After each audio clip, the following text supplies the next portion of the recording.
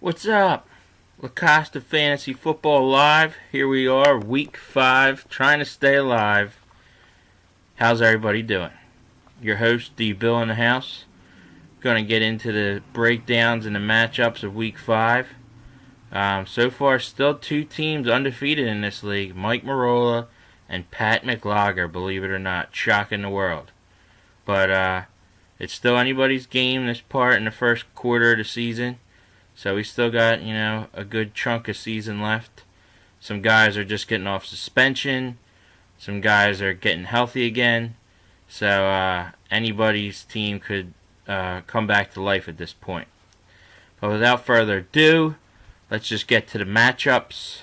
And here we go. First up, the 2-2 DF team. I don't know how they're doing it, but they got 2 wins. Still shocking me.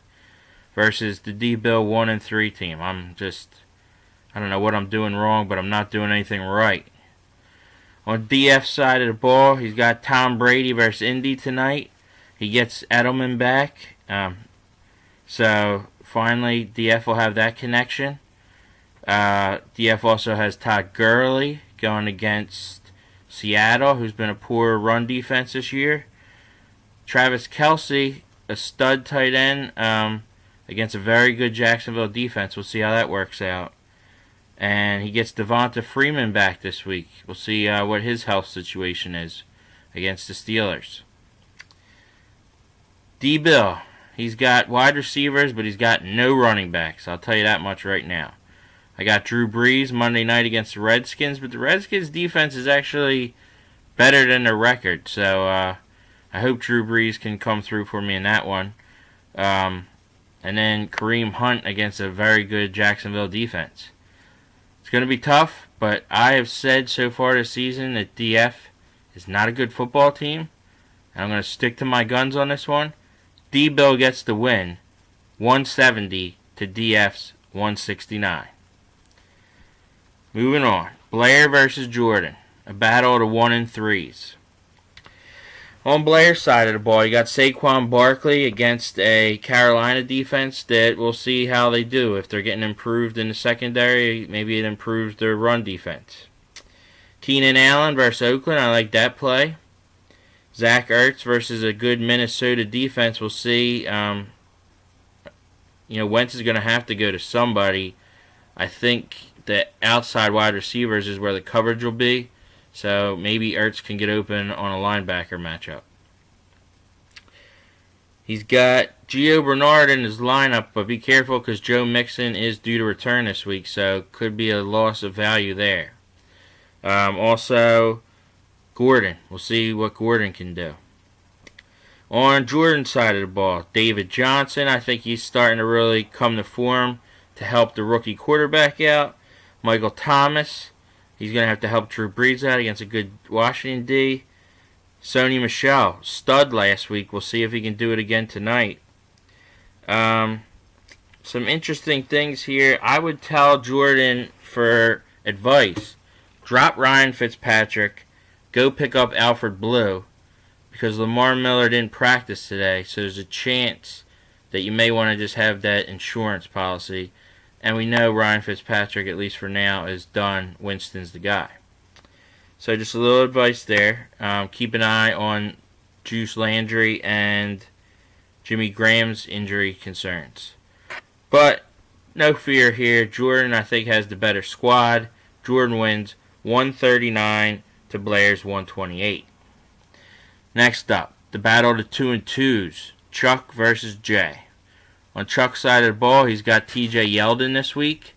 As long as he's healthy, I think that Kansas City's run defense is not that good, so that'll be a good play. Antonio Brown, you got to love him, and hopefully him and Ben Roethlisberger get rolling again.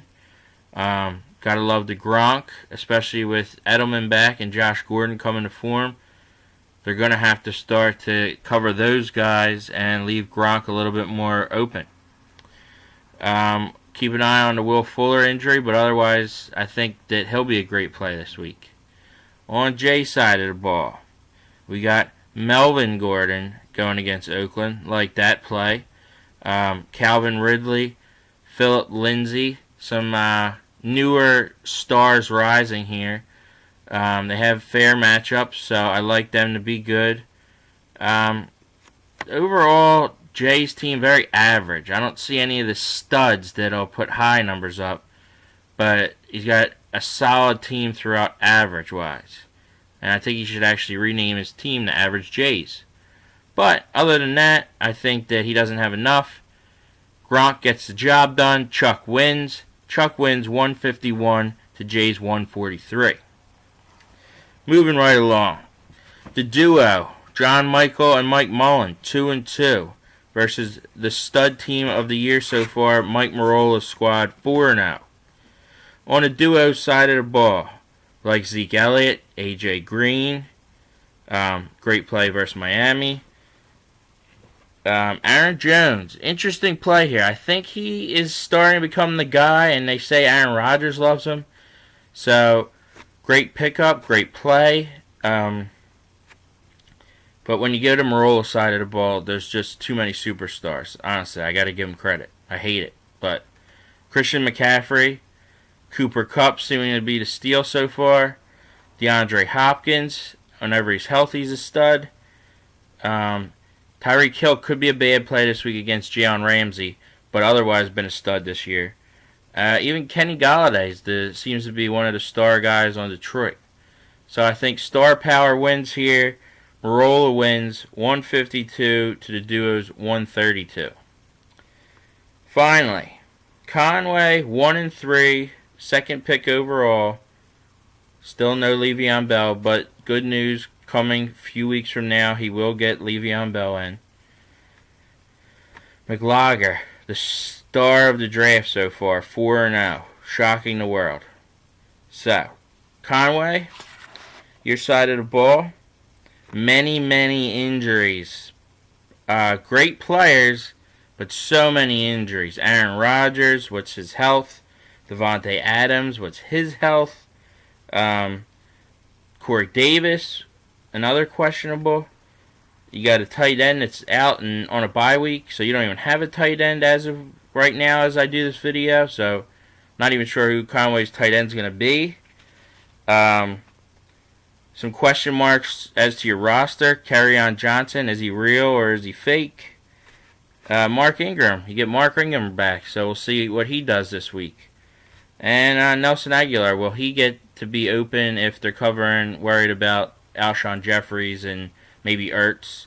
I don't know. Aguilar's a tough play. On McLaugher's side of the ball, Patrick Mahomes gets, I think, his biggest test so far against a really good Jacksonville defense. But then you got to love McLaugher's team with Kamara, ODB, Adam, I got a Thielen, Golden Tate, and then the trade that he really saved himself with was Kyle Rudolph. Again, star power here, I think. And then Conway doesn't even have a tight end yet, so I don't know what the hell that is, but I'm sure he'll pick somebody up. Whether it works for him or not, I don't know. I think McLaugher just has too much power here. Maybe that's why he doesn't pick anyone up, because he knows he's going to lose this week. McLaugher wins 156 to Conway's 131. That'll wrap up the analysis. Let's try and have some fun here, and we'll see what happens in a minute. Peace out.